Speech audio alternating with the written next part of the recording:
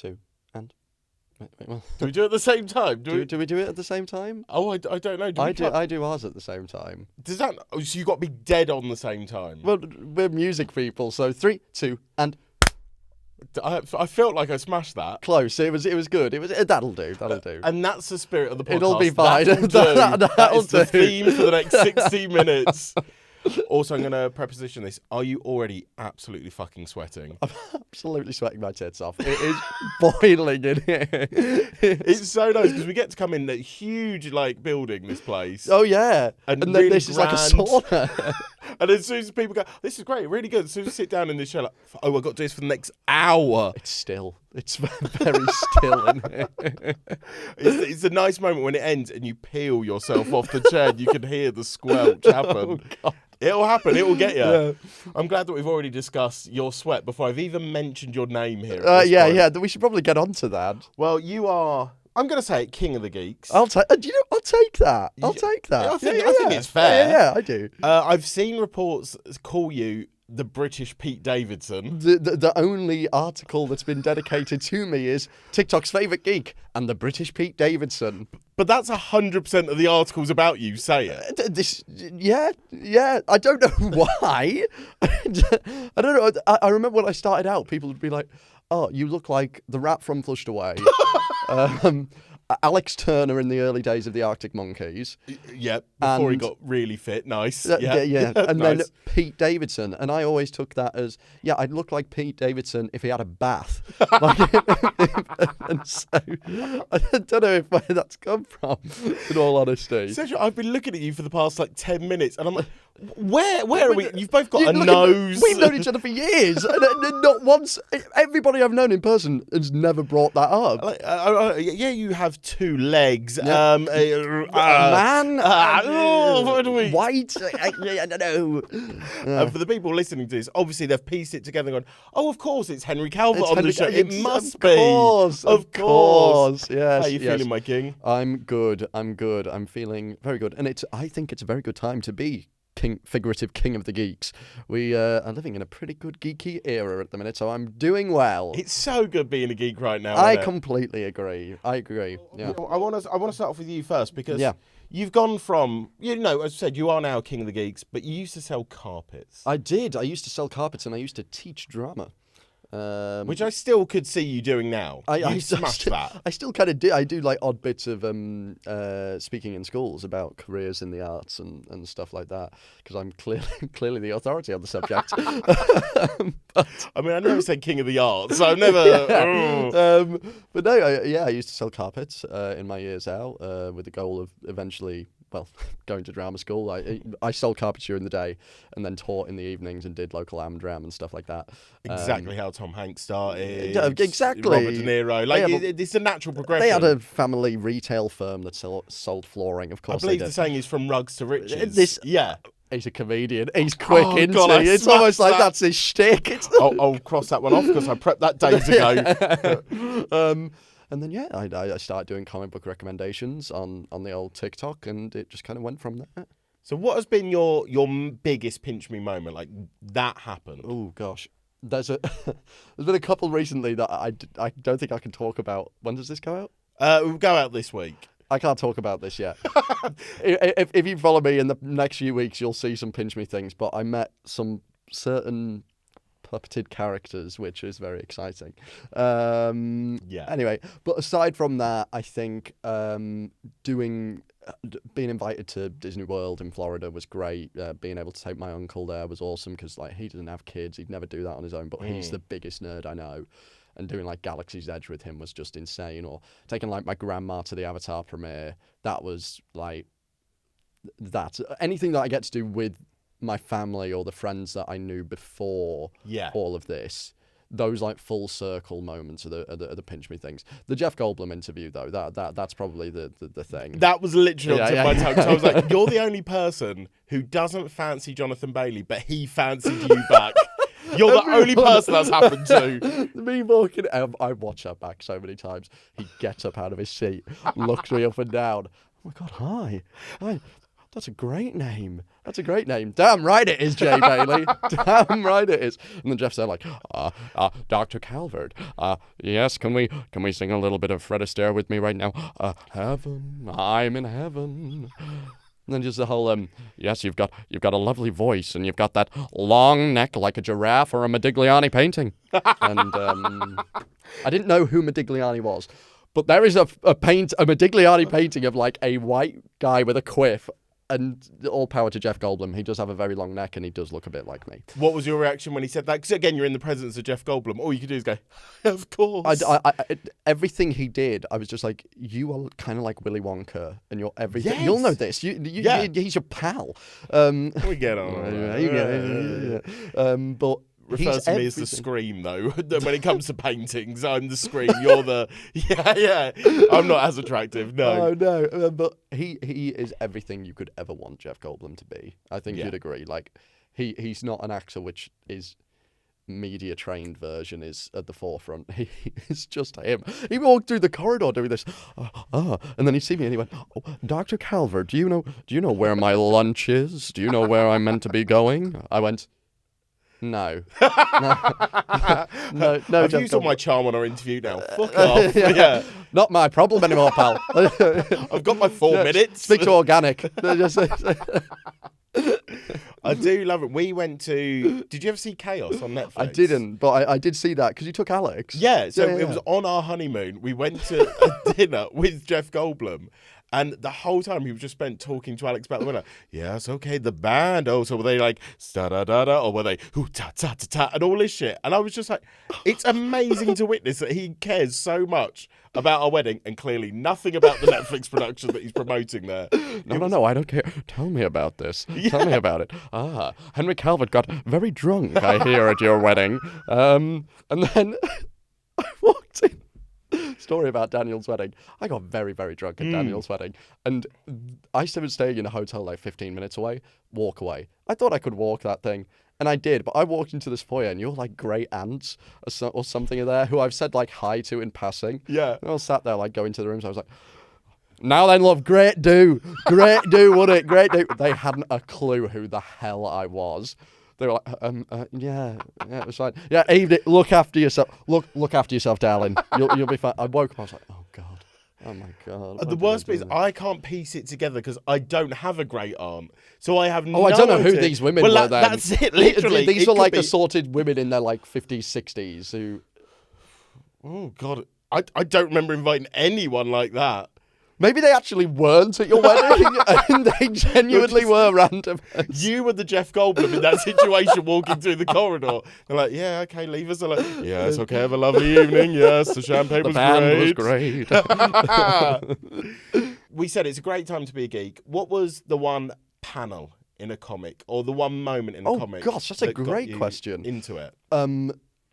Issue 1 of Saga. Okay. So Saga... I wouldn't say that got me into being a geek, but that got me into comic books. Right. So Saga is published by Image. It's by Brian K. Vaughan and Fiona Staples. If you haven't read Saga, it to me is the perfect example of why comic books work as a medium. You know, that story wouldn't work in any other medium. It just works in comics.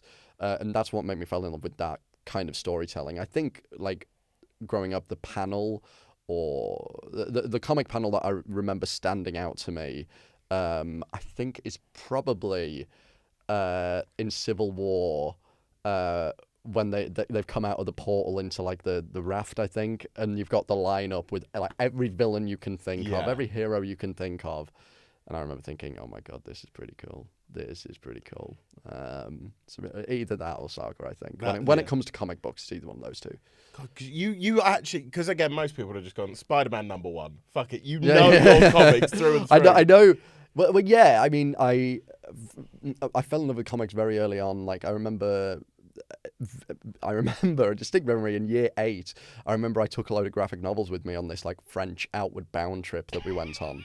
And Joseph Barker nicked my copy of Fear Itself, threw it across the room at Tom Hall, and like half of the pages fell out, and I cried. How strong is this guy's arm to throw a book? And to be fair, Joe Barker was like 6'4" at age 12, and like this kid was like I don't know where the hell he came from. He was like part Neanderthal. He was a big lad. Start to see why he throws you stuff around the No, room yeah, now. I wasn't best impressed with Joe Barker. And also, Joe Barker, I remember we went for a sleepover at his house when we were like 10. Actually, probably younger. We were like 9. And he goes, I've got a movie to show you. Two Towers comes on. Schmeagol terrified me. Like, honest, I could not hack it. Could not hack it. And Joe Barker and Oscar Buttrell spent the whole night in his bedroom going, like doing the Gollum voice all night. I was like crying because I was so scared. My mum had to come and pick me up. No. My mum had to come and pick me up because I was just so scared that Gollum was going to come and creep into the room. We have a lovely sofa. If you want to lay across that, we can just have this as a therapy session. Screw you, Joe Barker. He's actually quite a nice guy now. I quite like Joe Barker. I'm glad you actually jumped to it because Joe Barker was my next question. And the next guest is fresh from his gap year in Thailand. The Movie Dweeb Podcast. Oh, that wasn't great. Oh, We have a giggle. I wanna let you live your Pete Davidson best life here. I know Okay. you haven't dated Ariana Grande yet. No. You're not covered in tattoos, but I'm going to give you the chance to do what Pete does and date a comic book character. Okay. Who are you picking? Who are you risking it all for? I think the first one that came to mind was Dazzler. Okay, great. Stunning. Or if we're going with something that kind of falls into my usual type, The Hulk. I've got something to tell you here. No. Either Dazzler or I think Jean Grey would be cool. I don't like the mind stuff though. I think if you could just like not telepath me while I'm around her, I'd quite like that. Yeah, Dazzler's just fun vibes. Yeah. I think Storm could be very cool. Yeah, stunning. Yeah. Essentially, any of the X-Men. It just seems to be. I think the X-Men have some of the hottest comic book characters going. Yeah, beggars don't be choosers. If we can have one of the X-Men, well yeah. I'll just take all of them. Forget Toad. Yeah, Wheel him why out. not? I don't mind. It's still cool. Yeah, I think any of them. If we're going DC, maybe Black Canary. I absolutely adore that I said, if you want to pick one, and you've listed off about 8 different women there. Yeah. And, oh, God, it's so hard, Daniel. You can't make me pick one. Is this just in case any of them had just happened to be watching? Like, Yeah. oh, I knew I missed my chance. Yeah, it's like I was a big Arrow fan growing up, and Laurel and Dina Lance. It was actually I was more of a Laurel guy. Did you ever watch Arrow? No, I never did. Good for you because it was pretty. Can you swear on this? Oh, please do. It was pretty wank. That's not even like it was pretty terrible. But Laurel Lance. Woo. Again, now the room's got even hotter, Yeah, my oh friend. God. Oh my Increasingly God. still. The lens is steamed up. It's horrible. But I want to talk about Superman. Yes, I do. Now, we've both seen it. I think it's been out for a week now, so I think we can get a bit into the spoilers. Yeah. What did you make of it? I thoroughly enjoyed myself. Yeah. As a comic book fan, it was the most comic book feeling film I think I've ever seen, from like the structure and the shot composition, like everything just felt like a panel. And I loved the way that it had these 3 distinct cuts to black. Yes, yeah. Because initially I read that was supposed to be like day 1, day 2, day 3.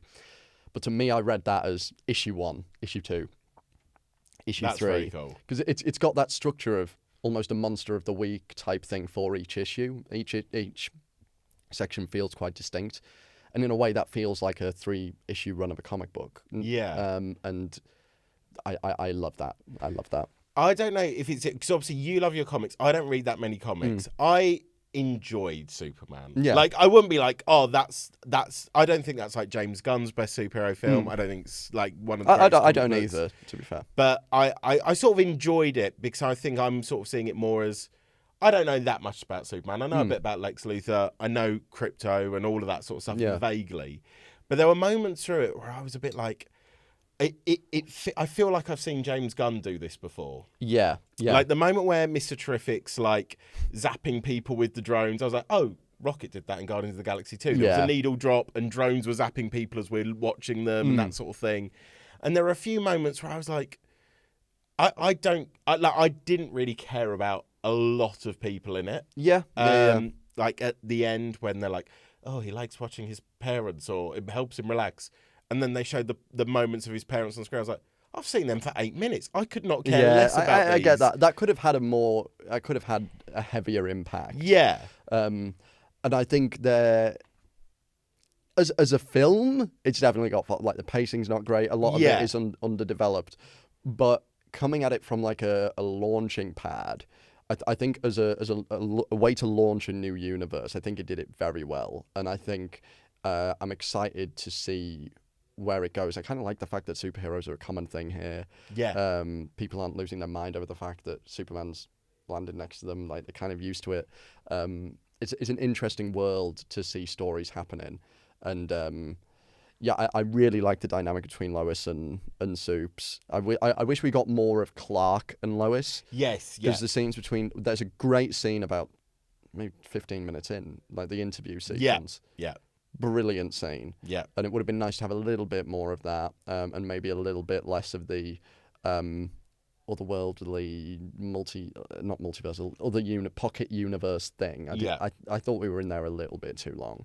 And that's when it also gets quite dark and grey and a lot of like shadows, and that's when I'm like, no, James, you're not that guy. Don't make the Superman the dark cinema screen. You're the colourful, vibrant. And you're right. I think when we was in there for a long period, it felt a bit long. It just felt a bit laborious. I thought, Yeah. like okay, we're padding this out a bit, right? We need a middle act. Let's and then stick Lois with Mr. Terrific for a while, which I really liked Mr. Terrific. I thought he was really funny, and I like Guy Gardner as well. But I'm like a massive Green Lantern fan, so seeing like a good Green Lantern on screen just hit all the right places. So I wanted to ask that, so I love Nathan Fillion and everything he does, and his character I absolutely loved, making me laugh, everything he does. Yeah. And so again, I don't know that much about the comics. Is that who he should be? Guy Gardner is a dick. Guy Gardner on the surface is like a knobhead, but underneath there is so much kind of like trauma in Guy's story in his past, and he there's so many places they can go with this character, and I'm really excited to see him in Lanterns, the upcoming show. And I think that's going to be a really interesting dynamic, because Jon Stewart, in my head, Jon Stewart should be the oldest of the four main Earth Green Lanterns, but he's actually a lot younger than Hal, and Hal's like in his 50s. So Jon Stewart, that's Aaron Pierre. Yeah. Yes, okay, and Hal Jordan's Kyle Chandler? Something like that, But he's always spelt with a question mark at the end of it, so we pronounce that right. But he's an aged up Hal, and I think it's going to be... I'm just very, very excited for that Lantern show. Yeah. Which is what I mean, like, I'm just excited to see more stories in this world. Yeah, and I think what James Gunn has done with every comic book film he's touched, like, a Peacemaker, for me, I sort of went into it going... Because Suicide Squad, I think, is one of my favourite comic book movies, full stop. Oh, really? Yeah, I love it. See, I watched it when it came out and then rewatched it 2 weeks ago or something. Yeah. And I'd forgotten how good that film was. It really, really strong film. Like, striking. The moment where they're walking through the rain, I'm like, this is such a beautiful shot. So cool. And again, what I love is just he's like balls to the wall. Like, I'm going to include Weasel. I'm going to include Polka Dot Man. I fucking love that for him. But So Peacemaker, I sort of went into it going, I've seen John Cena do this. Is that the joke done, that he will do anything for peace? Peacemaker, I think, is such an incredible show. I haven't seen it. No. I haven't seen Creature Commandos either, which I hear is really good as well. I sort of enjoyed it. Basically, every episode they set up like their backstory as to why they're now in this squadron, and obviously everyone is like an emotional backstory. But then it sort of loses the pacing of the current story. Okay, loses a bit of cohesion, I guess. Yes, you're sort of following something, and then for half of the episode, you're finding out, why's Weasel been put into the Creature Commandos? Why's everyone been put into the Bride, GI Robot? So, and you just sort of like, oh no, now we've got 10 minutes of backstory, and obviously you have to do that because you have to understand why they're all here.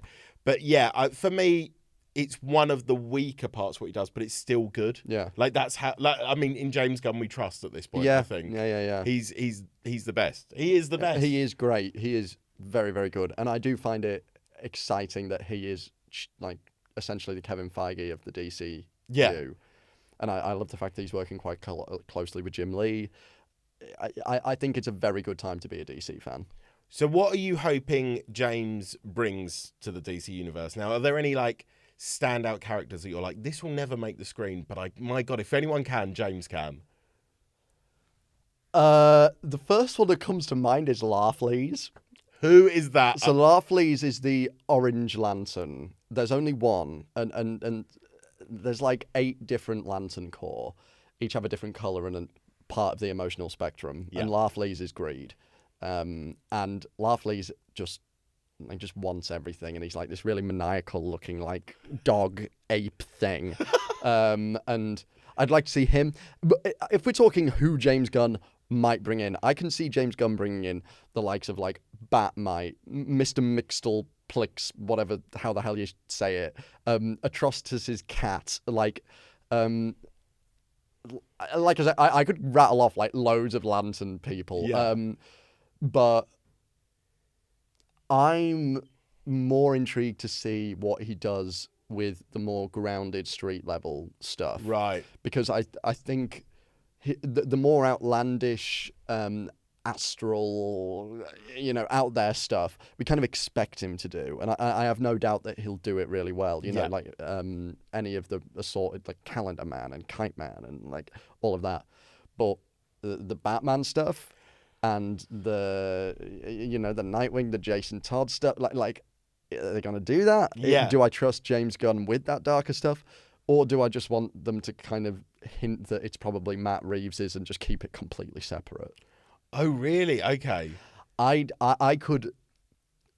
wouldn't mind a world where the only hint at Batman being part of the DCU is that, like, on a newspaper, the bat signal's the same as Battinson's. And it's just... I'd be okay with that, because I quite like Battinson, I quite like this universe, but you can keep them separate. I think that's the problem, is that I mean, again, Matt Reeves' Batman is such a good film. Yeah.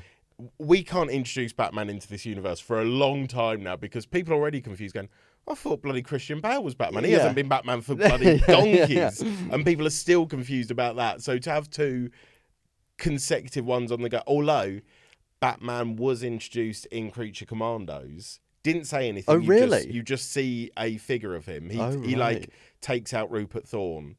So you see him. So obviously, and James has this thing where he's like, if you're in the animated series, you play that character throughout. You play him in live action. Oh, really? Right. Okay. Yeah. So because Frank Grillo's... Rick Flag Sr. Yeah, so he's Rick Flag in everything. And so he must know who he wants to be as Batman if he's introduced him. Yeah.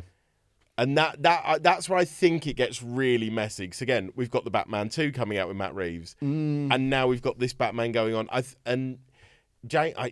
There were moments even in Superman where I was like, this comedy feels a bit weirdly out of place for Superman at times. Yeah. And you cannot do Batman being like, he's behind me, right? Yeah. It just doesn't work.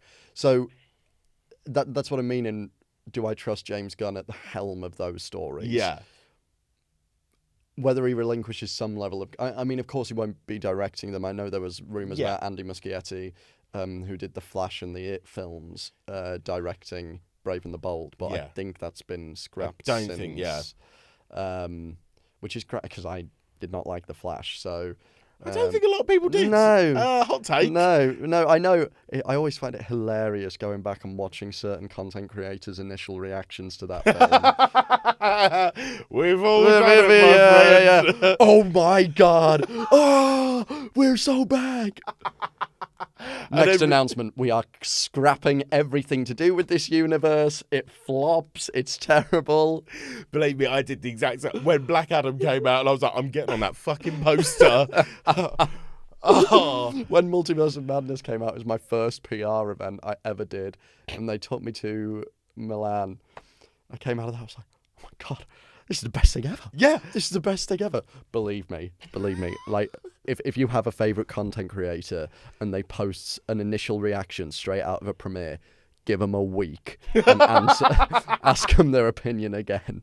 Because and to be fair, I'm not taking this away from content creators. I've been guilty of it. But you go to a big screening, a multimedia thing. I've just seen 10 of my friends that I haven't seen for a month. We're all free drinks. It's free food. Yeah. It's like it is the best atmosphere to go and watch one of those new releases in. It's a wonderful atmosphere. It's a great atmosphere to go and watch a piece of crap too. Like, because we've done it. Yeah. You have a few drinks, you'll have a laugh with your friends either way. So when you're coming at it, I guess we're in fortunate positions where we're not critics. Yes. Realistically. Really. So but when we're giving our opinions, there does need to be a little caveat of, have I gone in with rose-tinted glasses here? Yeah. It's not even a case to take it with a pinch of salt. It's like get the whole salt shaker and pour it into your face. Yeah. That's exactly how it goes. But, yeah, that's just a little PSA from Henry Calvert. I watched The Rise of Skywalker at the world premiere in LA. Mate. That's so cool. Even though it's terrible. That's awesome. That's it. I watched it in the room, in the Dolby Theatre where they do the Oscars.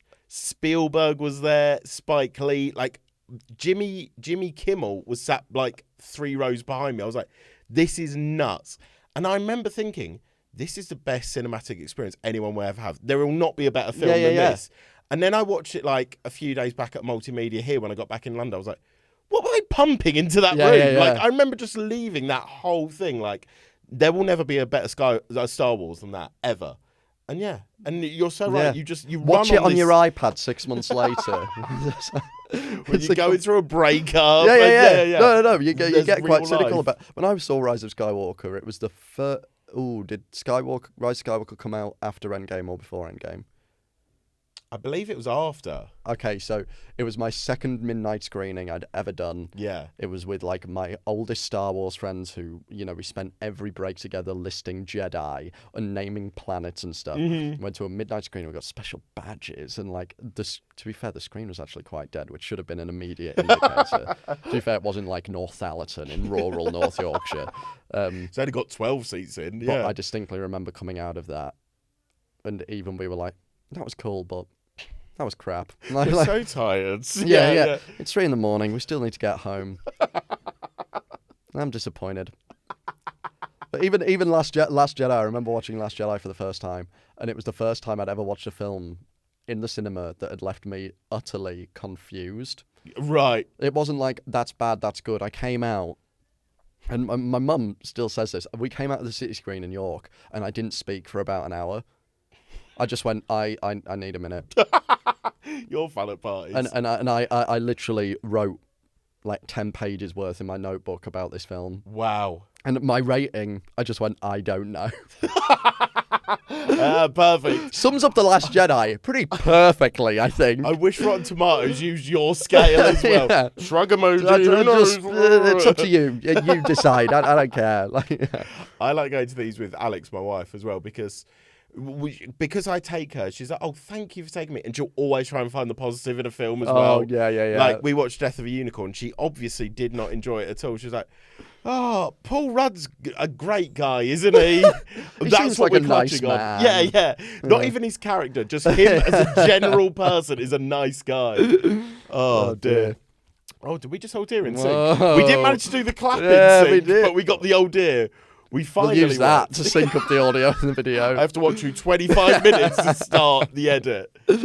Who would you love to cast as a Batman in the DC universe? Oh, crikey Moses. I don't know if he's up for doing it. No, someone tells me he might not. Now, Ramesses on the other note. That's quite funny because Christian Bale did play Moses. Shut up, that's genius. Yeah. I mean, he literally is called Christian. And he played Moses in Exodus, Gods and Kings. Which so welcome to the Bible Dweeb. Yeah, so we've had a complete rebrand. Tell me about John 2:12. Batman. I have seen people say Jensen Ackles would be cool. Yeah. I think I quite like the sound of that bloke who played the Teenage Mutant Ninja Turtle and played Reacher, the big lad. Properly large man. He plays Reacher, but he's massive, and I like as much as I don't like Batfleck, I like a chunky Batman. Okay, but what about a chunky Bruce then? Because then that's when I get thrown out. I imagine him as sort of like fit but suave, like Christian Bale. Yeah, Christian Bale kind of has set the precedent of this kind of suave. Yeah, Bruce. To be fair, Michael Keaton kind of had it, but Christian Bale's just more attractive, really. And shout out to us for pushing George Clooney aside. Oh yeah. Yeah. If we're talking about the most attractive people, George. Yeah. I just wish. I don't have any controversial opinions. I don't have any out there casting theories. But what I will say is I just wish every Batman ever has Kevin Conroy's voice. That's all hands down. That the question over who's the best Batman. If people have seen the animated series and played the Arkham games and watched Justice League, everyone will say Kevin Conroy. Yeah. If they haven't, they'll probably say Bale or Pattinson, probably. But Kevin Conroy is the prime example of a good Batman. Everything from his, the line delivery is great. I mean, the way that they draw him's perfect as well. This kind of like very minimalist silhouette, and there's not a load of gadgets on them. He's just got the belt. We've gotten so far away from that. I think Pattinson's brought back some level of a simplistic suit. Which I quite like. But we had like the Christian Bale in the Arkham games that really set the precedent of him being like almost like an Iron Man suit. Really. Yes, yeah. And I don't like when Batman relies too heavily on that. I like a detective Batman. He's more stealth rather than, as you said, reliant on explosive gels. Yeah. He's got a batarang and that's it. Yeah. And a magnifying glass or something. Turns into Sherlock. But no, I think whoever they cast, I'd quite like it to be not an A-lister, which is why I quite like David Corenswet. Yes, yeah. I don't need. This is kind of where Star Wars has. Not let me down, but just Ryan Reynolds is the face of a new Star Wars movie. Yeah. Do we need that? Does the property need that? Yeah, I think is my thing. And Batman as a property does not need an A-lister in the role. So you know what? I'd be quite happy to see any, as long as they've got black hair. Because to me, Bruce Wayne has black hair. I don't know why. I just the fundamental. Yeah. Most of the time, he wears a fucking cowl. You can't see it anyway. This is true. But I would quite like a B-lister. Yeah. And maybe flesh it out with the A-listers to get people in like a villain role. Yeah. I feel like, everyone wants like Giancarlo Esposito to play Mr. Freeze and that sort of stuff. I feel like you go in that sort of realm. Yeah, that would be good. But I think Batman, the property sells itself. Yeah. So I'm excited to see where it goes. Very excited to see where it goes. I'm excited for them to give us a good Nightwing. Yeah. I'd quite like them if they do step away from Pattinson and it's its own thing. Maybe Nightwing already exists and the Robin at the time is Damian or Tim. Maybe it's Tim Drake. And then, in the second Batman film, you do Under the Red Hood and Death in the Family, because that would be brilliant. That would be so good. It's like the most iconic story. It is so good, and I think James Gunn could be on board for something like that, because I love the quote of, "I don't need to see Crime Alley. I don't need to see the Spider bite Peter Parker. I don't need to see Krypton." Never been more right. Yeah, we have seen that story so many times, and if people don't get it, then why are you watching a Batman film? This isn't for you. This is not made for you. We don't need it. Have Nightwing established. Maybe give him his own series. Tim Drake's pretty cool. And then 2-3 films in, the villain's the Red Hood. I wonder where this is going to go. Oh my God, it's Jason Todd. Do like this. Yeah. And then that plays up like a final bite. Tease Joker. And then movie 3, Joker's there. Yeah. And it's the Red Hood thing. Oh, it'd be so cool. It'd be so cool. But if you want that story now, the Death in the Family and Under the Red Hood animated movies are also really good. And John DiMaggio does a brilliant Joker. Really underrated Joker. I watched, what was the one I did? Is it The Killing Joke? The one animated one for that? Yeah. there was so much of that I enjoyed. There were some parts I was like, what? Why is Batman shagging Batgirl? Yeah. Why is this happening? I didn't get that either. No. And I didn't like it's that. also, it wasn't even like alluded to in the distance. It was like, no, we're they're on a rooftop. And, I've heard the Brazzers theme tune. Like, what's happening something's here? going on. Okay, oh my. That was quite a controversial one of the animated films. Yeah.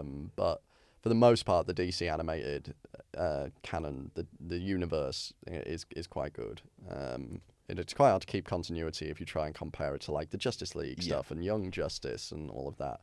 But no, the movies are quite good. Yeah. I quite like them.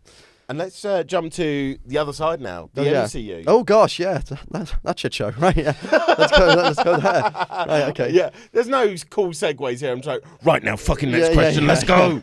Fantastic Four. How hyped are you feeling for this one in comparison? I'm not as hyped as I was for Superman. Oh, in all honesty. Okay, I'm the complete opposite. Really? Yeah. Right. Okay. For me, the Superman had the hype of this is a completely new thing. Yeah. This is brand new. Very excited. Oh, it's James Gunn. Oh, I like James Gunn. This is a new thing. Mm-hmm. Oh, the trailers look quite good. Ooh, yeah. I'm into this. And then the Fantastic Four trailers came out, and I was like, yeah, Thunderbolts was all right. Okay, what have we got coming next? Oh, Fantastic Four and then Doomsday. Or do we get a Spider-Man film in the middle of that? I don't even know. Yeah, that's what the Marvel fatigue doesn't help. Yeah, and then it was the Fantastic Four trailer came out. This looks quite good. It looks quite good. I do not want to get my hopes up. That was my mindset. Okay, fair. I have every faith from the trailers and from what I've heard from people. I have every faith that it will be good. Yeah. However, ooh, I simply don't think it will do enough to set up a Doomsday. There is no way. Nothing gets on my tits more than the "we are so back" nonsense. I cannot stand this saying. It does my head in. Being back means we are returning to a state that already existed, okay? Endgame had 10 years worth of build-up. 10 years! We had nearly 20 movies going up to that film. And sure, Iron Man 2 didn't lead directly into Endgame. But no, we were building whatever film it was, we were building a team dynamic that was going to lead to that point. You know, Black Panther set up Wakanda, which appeared in Infinity War. Like, everything kind of slowly built up this team dynamic and this atmosphere that led to that point. Yeah. Just because it wasn't direct doesn't mean it wasn't leading to it. But you're genuinely telling me that every single nonsense show that we have had come out in the past 5 years is going to be leading to Doomsday. The world is in the same mindset that it was for Infinity War and Endgame as it is for Doomsday. Are you kidding? We have had a film setting up a new Avengers team made up of B-list or C-list Marvel. You're telling me that you're excited to see Ghost go up against Doctor Doom in Doomsday. We have had a film setting up an Avengers team and a Fantastic Four movie, which is full of new characters. And then we've got the biggest film in Marvel's catalogue, bringing back...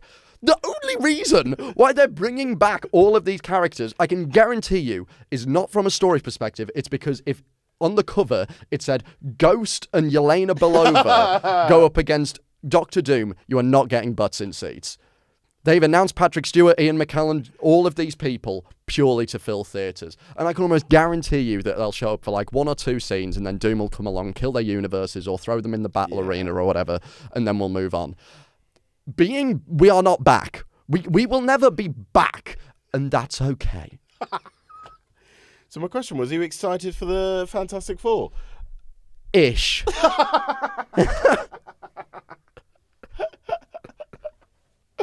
Oh, Christ. I mean, you're so true. There is so much fan service in these things. I cannot stick the multiverse anymore. I can't. I cannot stick it. But I can with the Spider-Verse stuff. I love all of that stuff, and I think they do it brilliantly because from the get-go, you're introduced to it. You get how it works. You understand the possibilities within having a multiverse. But it just hasn't been explored well enough throughout the whole MCU to like warrant Our multiverses, apart from Multiverse of Madness, is them coming to us, and I'm like, well, I want to see other multiverses. I want to see different universes. Also, Multiverse of Madness was 4 years ago at this. Yeah, 4 years ago or something. It was the second multiverse film after Homecoming. No Way Home, wasn't it? Yeah, but again, we didn't see other universes in that. You just saw them come to us and go, that's Andrew Garfield. Yeah. Yeah. Then we're going to send you back, so we're never going to see you again. Yeah. But just know that they are out there. They are out there. We'll hint to them once every 8 phases. And also, the main multiverse universe that we saw in Multiverse... I said a lot of verses in that. Bloody hell, you smashed that. The main universe that we saw in Multiverse of Madness is a universe that no longer really exists because Scarlet Witch killed all of them. Well, yeah. So, sorry, but the only universe that seemingly, it tangibly exists within the MCU is going to be what's in Fantastic Four. Yeah. So, and now they're against Galactus, who does eat worlds for a living. Yeah, and I mean, to be fair, if you saw Thunderbolts, you can almost kind of already expect what's going to happen. Yeah. Because the Fantastic Four have come to whatever universe the MCU is. It's not 616, it's 199999 or it's something like that. Yeah. I don't know, and then of course people are going to say, oh, but we know that the Fox universe is out there. We know that Deadpool and Wolverine. We know all these universes exist. But I'm like, yeah, but they're there. But you're telling me that you're going to go back and watch Days of Future Past or the Wolverine and tell me that it's building to a fight with Doctor Doom. No, these are universes that just exist that haven't played into the main story. Oh, it does my head in. I mean, they work side by side in Deadpool and Wolverine as a gag, as a bit, Yeah. really. So that you can go, Fox is dead. That's why it's there, not to establish him. Yeah, it just gets on my nerves, and I have no doubt that Doomsday is going to make a lot of money. Yeah. And I'm just a cynical person in general, but I have lost quite a lot of faith with Marvel in the past few years, and it's gotten to the point where I think me and quite a lot of people just simply don't care anymore. Yeah, I think that's the problem. If I'm honest, when Thunderbolts would advertise, it did not blow me away because it felt like every Marvel thing coming out ever. This I'm excited for because I love the aesthetic of it. Yeah. And I love the trailers having this guy's hot stuff. And it feels 60s. Yeah. It feels fun. It feels... Well, it feels Incredibles, really. Yeah. It does feel incredible. It does. With the aesthetic, and I mean, the Incredibles basically are the Fantastic Four, really, aren't they? But I do think visually it's going to stand out in the MCU, which I think is really cool. Yeah. And there are elements that I'm excited for the Fantastic Four, almost as a standalone movie. I think if I'm approaching it as a standalone movie, I'm more excited for it. But knowing that after this we're going straight into Doomsday and then what they call the one at Secret Wars. Yeah. The threat doesn't feel real yet. And as you said, it doesn't feel like I know enough about, even Yelena, who's been in 2 films, I still don't really feel like I know enough about her for her to head up a team. She's not Steve Rogers. She doesn't have enough of an arc. Yeah. Like Steve Rogers had by Infinity War. And unless these characters that they're pushing, Yelena or... I mean, who else is leading the MCU at the minute? I've seen a lot of stuff about Shang-Chi, but that's... that's... We haven't heard from him in 6 years. Yeah, that's what I'm saying. That's the mind-blowing thing. Yeah. There's so much when are we getting sequel? When are we getting sequel? And we have to do it soon before Doomsday. Personally, I think if they'd have built Shuri up a little bit in this interim between Wakanda Forever and now, I could see Shuri being a main kind of lead of a new team. But we've not heard from Wakanda for, since Wakanda Forever. Yeah. And I'm also seeing stuff about Young Avengers, which I would blow my mind if that happens. If Hayley Steinfeld, Joe Locke, and all of that return, they're gonna be 30 by the time they make that film. Middle-aged Avengers. Yeah. I don't know. It's a very interesting place. I think, in all honesty, take a break, focus on your animated stuff because '97 was really good, and just have a bit of a reassess. I think the best thing I think they could do is after Secret Wars, start in a completely new universe and go with the X-Men. Oh, really? Okay. Yeah, because I think if they do the Secret Wars thing, resets everything, whatever, I mean, they've set mutants for some reason with Miss Marvel, but how are you going to introduce the X-Men now into the MCU? It's like too much has happened for them not to have appeared yet. Especially when we're getting 15 of them return in Doomsday as well. Yeah. I don't know. Where can the MCU go next? It's with the X-Men, and I reckon they'll do that in a new universe. I think. Yeah. All being well. Also, I love that you're mopping your sweat now, mate. Because the mixture of the heat in here and that. And me getting angry. Yeah, it must have really, really... Oh, yeah, it's taking it out of me. It's really taking it out of me. Do you want me to just say, you really do look like Pete Davidson? No, you thank look you. So Stop, good. stop. No, not Pete Davidson. Please. Pete Davidson pulls, though, so I'll take that. Yeah, and you will. Yeah, at some point. You will. At some point. I'm sure this will help. Yeah. Women love a guy that can have a twitching eye over the sort of Pedro Pascal with stretchy limbs. They love that stuff. They love it. Yeah. Now, this is also a question I ask on every episode of the podcast. Hit me. And I feel like it's right up your street. Go on. I'm giving you the chance to recreate a movie with an entire Muppets cast, but only one person in it is a human. What movie are you picking? Stroking of the chin? Might need a minute. I'm going to give you 2 parts. It sounds fair. Oh wow! I've thought about this. Is a Doomsday Secret War. It could be. The Italian Job. If you gave me 500 quid to guess what you was going to say, that would not have been on there. I think that would be brilliant. Okay. The Italian Job.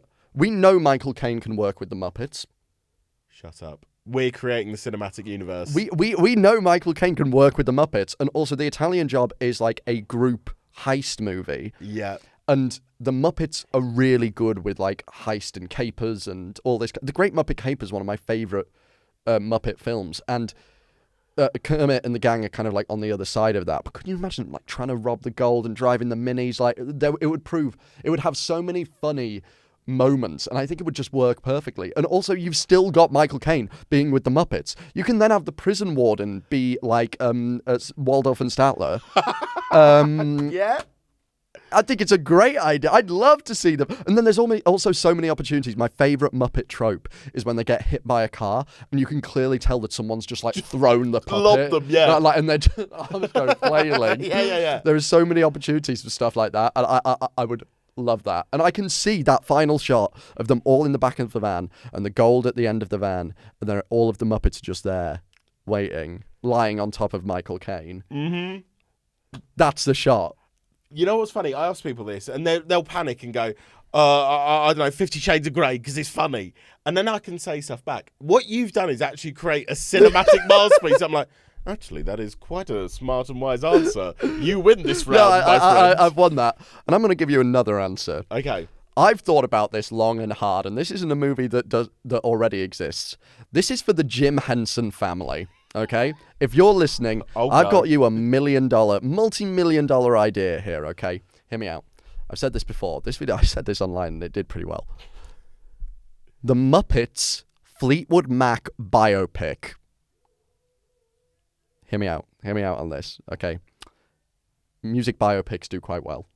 The Muppets. Everybody loves the Muppets. Yeah. Okay. Everybody loves Fleetwood Mac. Mm-hmm. Fleetwood Mac are kind of hot at the minute because Stevie Nicks and Silver Springs, and that's all over the place online. You do a Fleetwood Mac Muppets biopic, and you cast Miss Piggy as Stevie Nicks and Kermit the Frog as Lindsey Buckingham. You have a scenario where Miss Piggy is singing Silver Springs at Kermit the Frog. You listen to that song. You play that song right now, and you tell me that that is not a Miss Piggy song. She'll follow you down till the sound of her voice will haunt you. You'll never get away from the sound of the woman that loves you, and then you just get Kermit's face staring back at her. Iconic. You have Christy McVie as the only, like, person, because really she's like probably one of the only normal people. Animal as Mick Fleetwood because he's a drummer. John McVie can be, I don't know, like Gonzo or something. Like, it can be Gonzo, because Gonzo's like always quite like horny, and he can try and get with Christy McVie. Fine, there we go, do that. It would be brilliant. I'm telling you, it's a multi-million-dollar idea. I don't know why the hell nobody's ever done it. And also, I don't know why there isn't a Fleetwood Mac biopic, because that story is insane. I mean, Dr. Teeth and Janice and those guys must be fucking fuming at you for not picking them to play Fleetwood Mac, as they are literally the Muppets band. This is true, but I'm not a massive Mr. Teeth and the Electric Mayhem fan. Dr. Teeth? Yeah, Dr. Teeth. Why not? I like them. They're fine. I haven't watched that TV show that they did with...